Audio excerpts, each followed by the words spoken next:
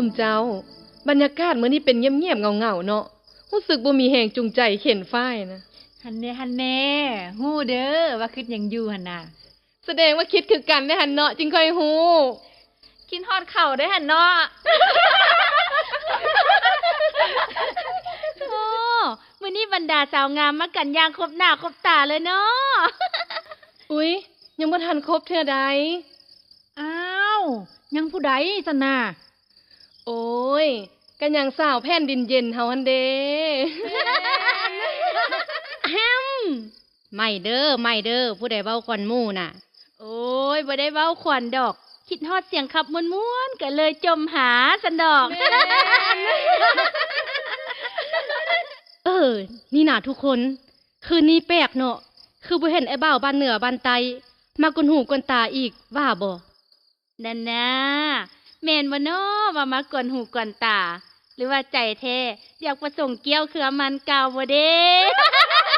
แม่นบ่นะหั่นเนาะแม่นนะหั่นเนาะไม่หน้าแดงหน้าแดงโอ้ยสมูก็ได้เนาะเบิ่งแม่ว่าฮอดกันมาหั่นเด้ตายยากขนาดเนาะนี่ล่ะเนาะเขาว่าคู่เท้าคู่นางนะสบายดีสาวสบายดีผู้บ่าว โอ้ยเนาะพวกไอ้ลูกจักกำฐานทินทางใดใจประสงค์อย่างน้อจึงด่วนมาทางนี้หรือไอ้หนีเมียให้ขนเครื่องของหนีพายบ่น้อหรือพ่อแม่เมียอ้ายให้ย้อนขี้ข้านถึกไล่หนีบ่เด้โอ้ยมาสร้างว่าแท้เนาะนางเอ้ยใจประสงค์ต่อไหมจึงได้แบกขวดมาใจประสงค์นาวาจึงแบกพายมาพี่อ้ายนี่เหลียวเห็นส้มจึงกำเกลือเข้ามาใส่บาดว่ามาฮอดแล้วแนวส้มพัดอยู่สูงนางเอ้ยโอ้หนอคันสิบักผัดบ่มีขวนคันสิหานผัดบ่มีผ้ามีแต่มีดดวงก้ามีแต่ผ้าขี้เมี่ยงฟันได้ก็บ่ทองน้องเอ๋ยอ้ายเอ๋ยถ้าว่าใจประสงค์แล้วกลางดงก็ว่าเล่า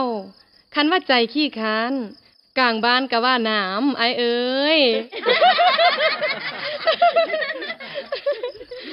อันว่าทางอ้ายนี้สายนอนเดียวบ่มีคู่อยู่ทุกวันซืบสร้างทางหัวให้สวนส่วนว่าเข้าอยู่เล้า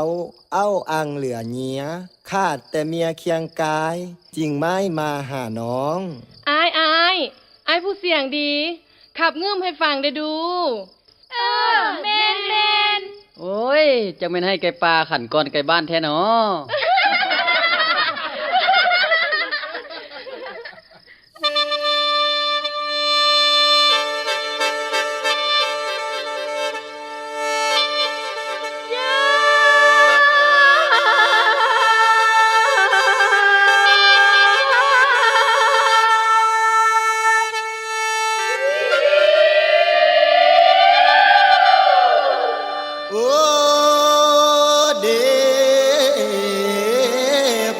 ฟังนางเว้าเป็นเหล่าเกี่ยวก่อมอายนี่เนาะขอดอมสื่อสร้างบ่หมายมั่งห่างกันพุ่นแล้วแม้นว่าถึงสิทุกข์ห้อยสั้นอายบ่หวั่นแนวใดนางเอ้ยเฮ็ดให้นาทำสวนสร้างเฮือนแปลงบ้านคำนางดี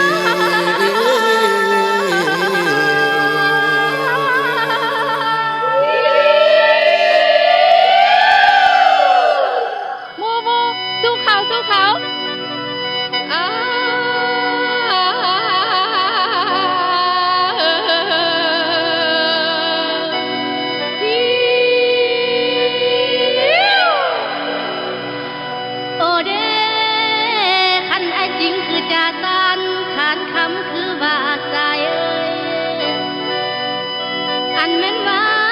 ดวงจันทราอยู่ฝากฟ้าทั้งผู้พาป่าไม้กายทลานั้นเป็นพยาน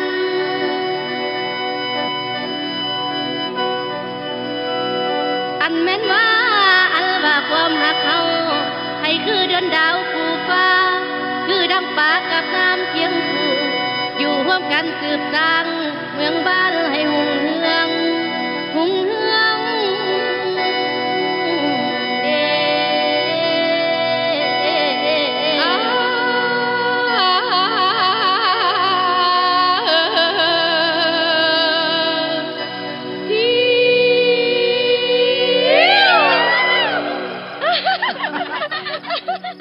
โอ้ยหมู่เอ้ยเวลาคือผ่านไปไวแท้นอบ่อยากจากพวกน้องเวลานั้นผัดมาไล่บ่อยากไก่พวกน้องเวลานั้นผัดไล่มาอ้ายขอลาก่อนเด้อเจ้าผู้พัวดอกตั้งฟ้าสว่างยามส่างแล้วเดีสิได้ห้างสาวนางตาวคืนเฮือนยาวป่านนี้ควายบักเลเท่าของคอยท่าปอยคอยเอาไว้มือหน้าทางอ้ายสิแววมา ค่อยไปดีเยอะเจ้าผู้บ่าวต่างบ้านสิไก่ห่างไรปะแล้วหนอมือหน้าแวมาหาม่อมพนางไม่เด้ออายอย่าสู้ไล่ลืมน้องคนของทาพีย่านไล่เด้ย่านไปพอผู้อื่นดีย่านไปมีผู้ไม่ซ้อนสิแลจองซองแต่ทางละหนอ อายบ่เป็นแนวนั้นดอกอายเมื่อก่อนเด้อไปหมู่มื้อนี้เมื่อก่อนอายเมื่อก่อนเด้อสาว โชคดีเด้ออาย โชคดีเด้ออ้าย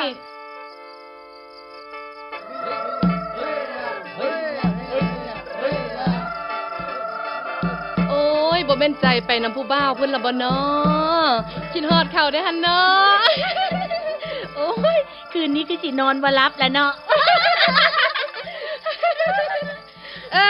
สาวๆมื้อนี้น่ะดึกแล้วเฮาพากันไปนอนเนาะเพราะว่ามื้ออื่นนี่เฮาต้องไปให้ไปนาไปเกี่ยมเครื่องมือเถาะ ไปกลับซะนะไปเฮ้ยนั่งเป็นแผ่นดินเย็นแก้มแดงเนี่ยแหละเขินไป